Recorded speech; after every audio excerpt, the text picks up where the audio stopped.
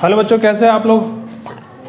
आपका फिर से स्वागत है हमारे यूट्यूब चैनल कॉन्सेप्ट सिग्मा में। और हम जो पढ़ रहे थे वो फंडामेंटल ऑफ पार्टनरशिप, यानी कि आपकी अकाउंटेंसी के का पहला चैप्टर जो कि 12th क्लास का है और 2023-24 का जो सिलेबस है वो पढ़ा रहे हैं हम।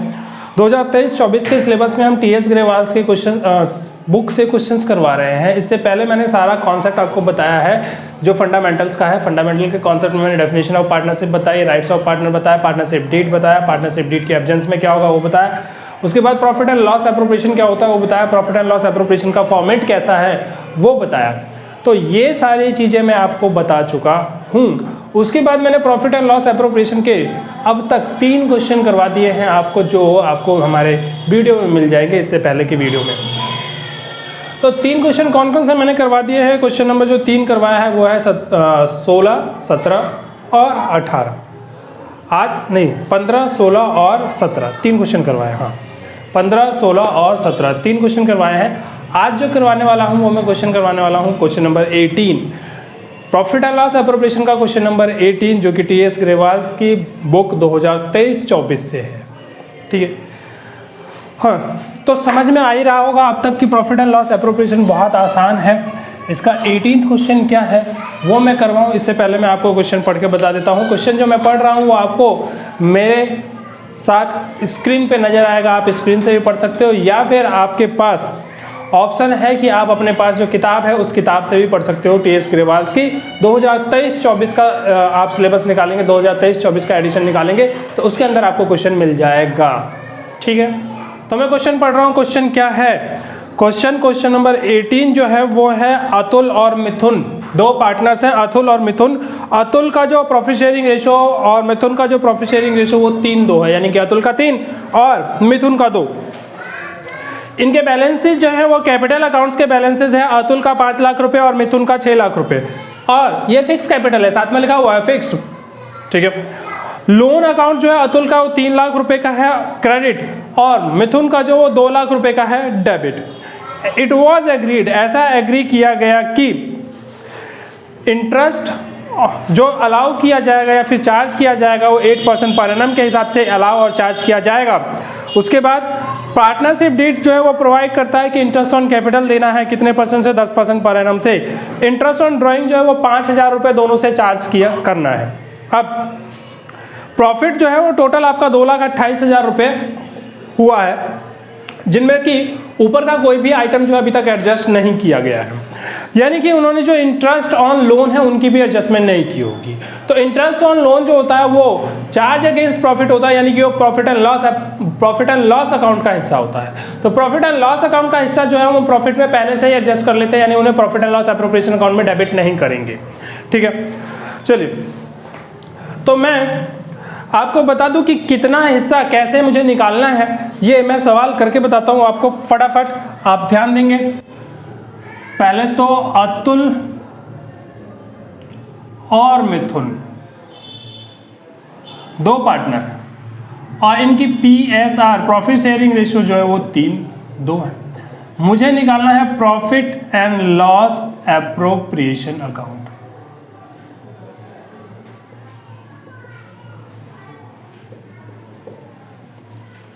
Profit and loss appropriation account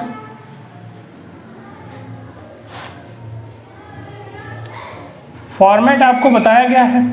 पिछले वीडियोस में भी आप फॉर्मेट देख सकते हैं कि फॉर्मेट पिछले वीडियो का किस प्रकार से है, उसी प्रकार से हम यहां बनाएंगे।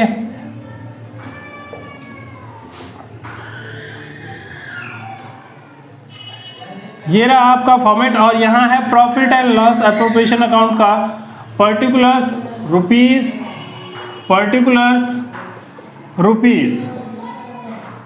ठीक है, अब प्रॉफिट कितना कमाया गया है? प्रॉफिट जो कमाया गया है वो 2,28,000 रुपए, पर 2,28,000 रुपए में हमें 2 एडजस्टमेंट करनी पड़ेगी। कौन सा? इंटरेस्ट ऑन लोन का। इंटरेस्ट ऑन लोन देना और इंटरेस्ट ऑन लोन लेना, दोनों एडजस्टमेंट अभी बाकी है। लीजिए, by net profit transferred from profit and loss account, 2,28,000 रुपए इन्होंने प्रॉफिट दे रखा है। इसमें मुझे कुछ जोड़ना है और कुछ घटाना है, और दोनों क्या है? Interest on loan. एक इंटरेस्ट ऑन लोन जोड़ना है और एक इंटरेस्ट ऑन लोन घटाना है। कौन सा इंटरेस्ट ऑन लोन जोड़ना है, कौन सा इंटरेस्ट लोन घटाना है। जो इंटरेस्ट ऑन लोन लेना है वो जोड़ें, जो इंटरेस्ट ऑन लोन देना है वो घटा देंगे। लीजिए, तो लोन जो है वो दो है, एक हमारे लिए लायबिलिटी है, इस पे हमें इंटरेस्ट ऑन लोन देना पड़ेगा, और एक हमारे लिए असेट्स है क्योंकि डेबिट बैलेंस है मिथुन का, तो इस पे हमें इंटरेस्ट ऑन लोन लेना पड़ेगा। ठीक है, तो इंटरेस्ट ऑन लोन 2 लाख पे लिया जाएगा और इंटरेस्ट ऑन लोन 3 लाख पे दिया जाएगा। लीजिए, मैं कैलकुलेट कर देता हूं वर्किंग नोट में। Working note, interest on loan, interest on loan किसका, अतुल का। अतुल का जो इंटरेस्ट ऑन लोन है ये अलाउ कर रहे हैं हम, यानी हमें देना है, और मिथुन का जो इंटरेस्ट ऑन लोन है वो हमें रिसीव करना है, यानी हमें देना है, सॉरी चार्ज करना है। तो अतुल का जो लोन है वो 3 लाख रुपए का है। 3 लाख रुपए के लोन पे हमें निकालना है इंटरेस्ट, कितने परसेंट, 8%। 8% यदि मैं इंटरेस्ट निकालूंगा तो 8 दिया 24,000 रुपये, और 2 लाख पे मैं इंटरेस्ट ऑन लोन निकालूंगा 8%, तो ये बनेगा 16,000 रुपये। ये 16,000 रुपये जो इंटरेस्ट है ये हमें लेना है, और इंटरेस्ट देना कितना है, 24,000 रुपये। तो 16,000 रुपये से मेरा प्रॉफिट बढ़ जाएगा, और 24,000 रुपये जो हमें देना है उससे प्रॉफिट घट जाएगा। अच्छा, तो इसको पहले ही क्यों एडजस्ट कर रहे हैं, क्योंकि हम इसे यहाँ नहीं लिख सकते ना।